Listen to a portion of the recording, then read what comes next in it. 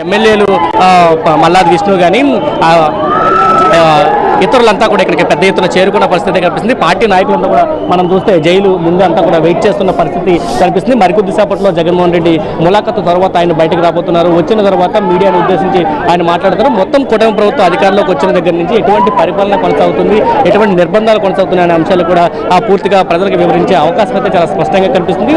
పూర్తిగా ఫాల్స్ కేసులో వల్లభనేని వంశీని కూటమి ప్రభుత్వం టార్గెట్ చేసి అరెస్ట్ చేసిన పరిస్థితి కనిపించింది. ఎవరైతే టీడీపీ కేసులో సత్యవర్ధన్ స్టేట్మెంట్ ఇచ్చాడో, కేసును వెనక్కి తీసుకున్నాడో అప్పటి నుంచి కూడా ఏదో విధంగా వల్లభనేని వంశీని అరెస్ట్ చేయాలని కూటమి ప్రభుత్వం ప్రయత్నించింది. దానిలో భాగంగా సత్యవర్ధన్ కుటుంబ సభ్యులతో ఒక ఫాల్స్ కేసు నమోదు చేశారంటూ వల్లభనేని వంశీ కుటుంబ సభ్యులు కూడా చెప్పారు. పూర్తిగా దీన్ని బేస్ చేసుకుని అంటే కేసు పెట్టిన తర్వాత జనరల్గా ఎంక్వైరీ చేయాలి, కానీ ఆ ఎంక్వైరీ ఏమీ లేకుండా వల్లభనేని వంశీని ఉద్దేశపూర్వకంగా అరెస్ట్ చేసినట్టయితే చాలా స్పష్టంగా తెలుస్తుంది. తర్వాత 14 రోజుల పాటు వల్లభనేని వంశీకి రిమాండ్ పెట్టిన పరిస్థితి.